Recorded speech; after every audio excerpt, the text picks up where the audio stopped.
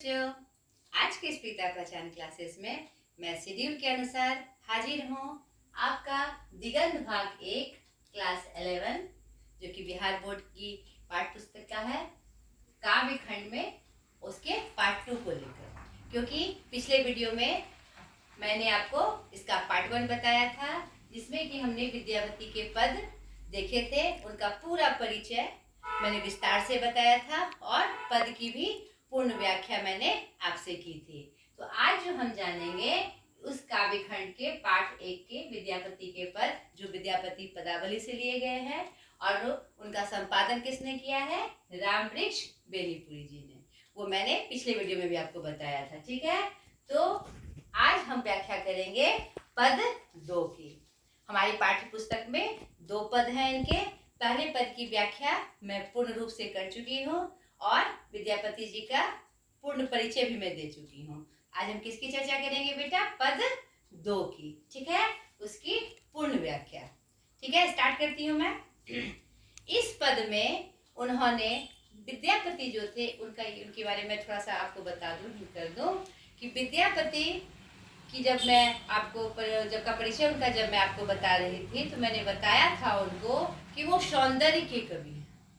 नहीं, श्रृंगार के कवि तो हैं ही, और वो एक विशेष रूप से सौंदर्य के कवि हैं। सौंदर्य को वो एक अच्छे मतलब अजीब अलग अलग रूपों में अलग अलग उनका वर्णन मिलता है। नहीं, यानी कहिए कि सौंदर्य उनका धर्म ही था। जब वो काव्य लिखते थे, खासकर जब वो सौंदर्य बोध की का काव्य लिखते थे, जिसमें सौंदर्य का वर्णन होता था, चाहे वो प्रकृति सौंदर्य का हो, नायिका सौंदर्य का हो, किसी स्थान विषय के सौंदर्य का हो, तो उस समय उनके काव्य में अनुपम छटा दिखती थी। उनकी आंखें ऐसी थी कि सौंदर्य के महीन यानी छोटे से छोटे भाग को भी वह खींच कर निकाल लेते थे और अपने काव्य में पिरो दिया करते थे। तो इस पद में आप देखेंगे एक नायिका के सौंदर्य का बोध उन्होंने कितने अच्छे तरीका से पंक्तिबद्ध किया है, और यही इनके काव्य की विशेषता भी है। एक तो इनके सारे काव्य ये हैं, गायक रूप में है, मतलब कि लोग गीत रूप में पिरो कर उसको गाते हैं, और उसमें सौंदर्य का एक अनूठा जो विवरण होता है उनके काव्य को क्या करता है? सबसे अलग बनाता है। ठीक है बेटा, इस पद में विद्यापति जी ने नायिका के सौंदर्य की चर्चा की है, जो कि बहुत ही अनुपम है, और उनकी सुंदरता में वो क्या क्या कह जाते हैं, देखिए उनके पद में वर्णन है। कह रहे हैं कवि, सरस बसंत समय भल पाओल, दक्षिण पवन बहु धीरे।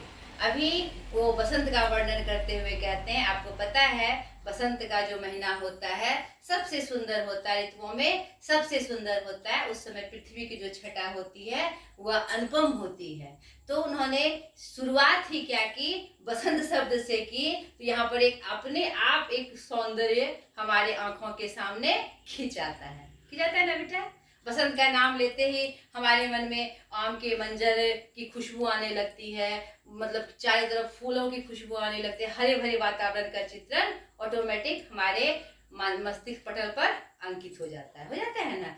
वही कह रहे हैं कि शरस यानी रस को बरसाने वाले बसंत का समय आ गया है, और बसंत में कहा जाता है कि दक्षिण की तरफ से मध्यम मध्यम एकदम हल्की ठंडी ठंडी पवन चला करती है, और दक्षिण दिशा से पवन धीरे धीरे बह रही है। सपन हो रूप बचन एक भागिए, मुख सौ दूरी करो चीरे।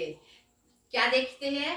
नायिका इस बसंत के मौसम में वो वर्णन करते हैं, एक नायिका, एक खूबसूरत नायिका इस बसंत के मौसम में सोई हुई है और अपने मुख को कपड़े से ढकी हुई है। यहाँ क्या चित्रण है कि एक नायिका सोई हुई है और अपने मुख को कपड़े से ढकी हुई है, और ऐसा नायिका के द्वारा सपना देखा जाता है कि कोई एक पुरुष आता है उसके सपनों में और उससे कहता है कि तुम तो इतनी सुंदर हो, इस बसंत के मौसम में तुम्हारी सुंदरता से ही चारों तरफ जो प्रकाश फैला हुआ है वो फैला हुआ है, तो तुम अपने मुख को ढक के क्यों रखी हो? यहाँ पर एक सुंदर वर्णन, उसके रूप का एक सुंदर वर्णन, जिसमें बसंत के मनमोहक दृश्य भी दिखाई पड़ रहे हैं और पवन के मंदिर मध्यम चलने का भी रूप प्रदर्शित हो रहा है। और यहाँ पर एक प्रसंग जोड़कर कवि उसका वर्णन करते हैं कि नायिका ने सपने में देखा कि एक पुरुष उनसे कह रहा है कि भाई तुम्हारा मुख बहुत ही सुंदर है, अनुपम है, जिसकी तुलना किसी से नहीं की जा सकती है, लेकिन तुम उसे ढक के क्यों रखी हो। ठीक है, आगे की पंक्ति में देखिए, तोहर बदन सन चान होती नहीं, जइयो जतन भी देला। अरे तुम्हारा जो मुख है वह चंद्रमा से भी सुंदर है। वो नायिका को ऐसा कहते हुए प्रतीत हो रहा है वह पुरुष कि तुम्हारा जो बदन है वह चांद से भी सुंदर। चांद यहाँ पर क्या कहते हैं, ये लोक शब्द का रूप है ये हमारा अवधी भाषा का। तो चांद ब्रज भाषा का, सॉरी, चांद यहाँ पर चांद को संबोधित किया गया है कि तुम जो हो हे प्रिय, तुम जो हो, तुम्हारा जो शरीर है, बदन है, वह चांद से भी सुंदर है। विधि ने कितनी बार, जाने कितनी बार चांद को काट छाट कर उसे सुंदर बनाने की कोशिश की, लेकिन फिर भी वह तुमसे सुंदर नहीं हो पाया।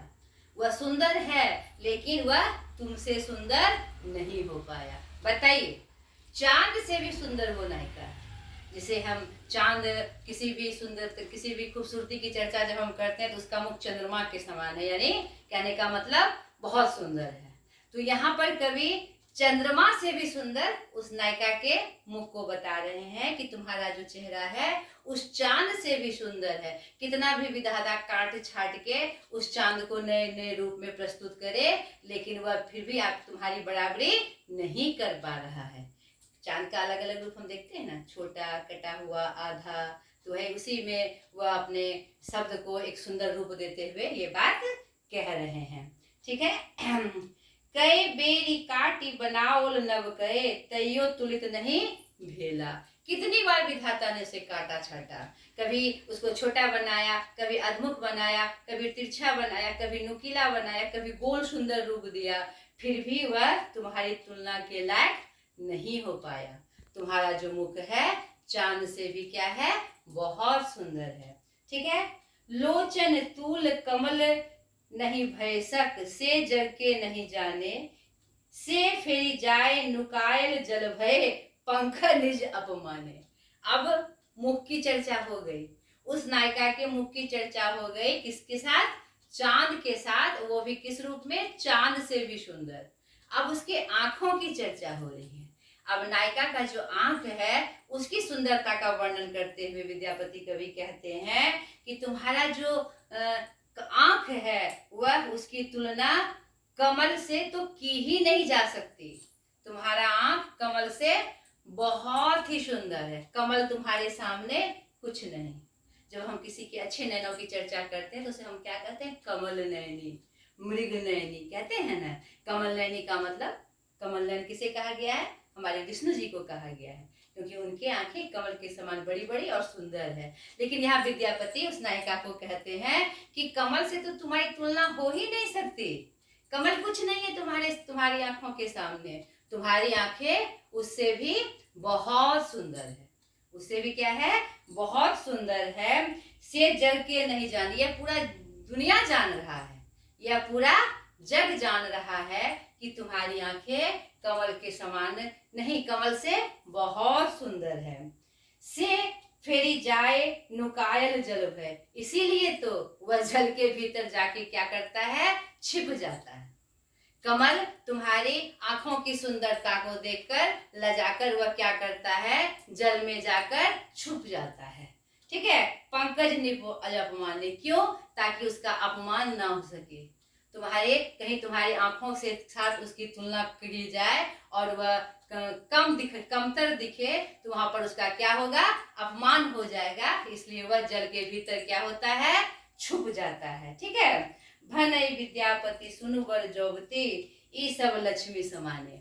यहाँ पर विद्यापति कवि कहते हैं, क्या कहते हैं, ऐ सुंदर युवती, युवती यहाँ का मतलब क्या हुआ, सुंदर युवती। ऐ सुंदर युवती सुनो, यह सब किसके समान है, लक्ष्मी के समान है।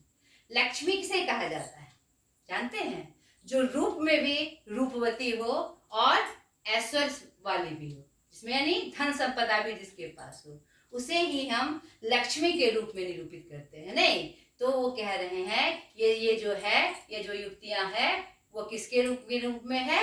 लक्ष्मी के रूप में है, जिसके पास रूप भी है और ऐश्वर्य भी है। ठीक है, लास्ट में कवि कहते हैं राजा शिव सिंह रूप नारायण लखमा देहि रमाने।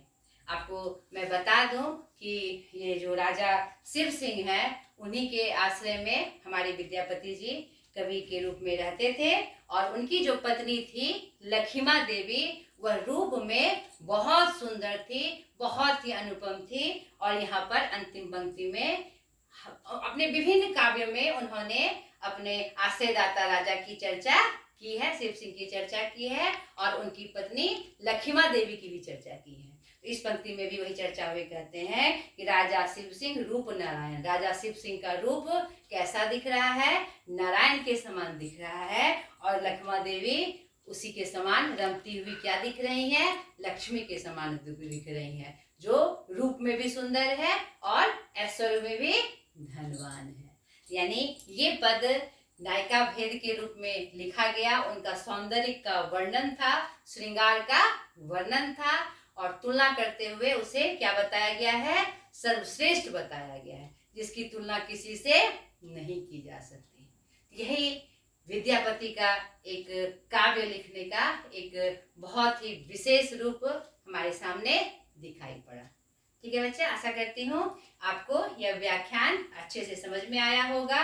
दोनों पद की चर्चा मैंने एक एक करके कर दी। अब अगले वीडियो में मैं इसके प्रश्न अभ्यास को लेकर आऊंगी और उसे भी कंप्लीट करवाऊंगी। ठीक है बेटा, आज तक के लिए इतना ही। बाय।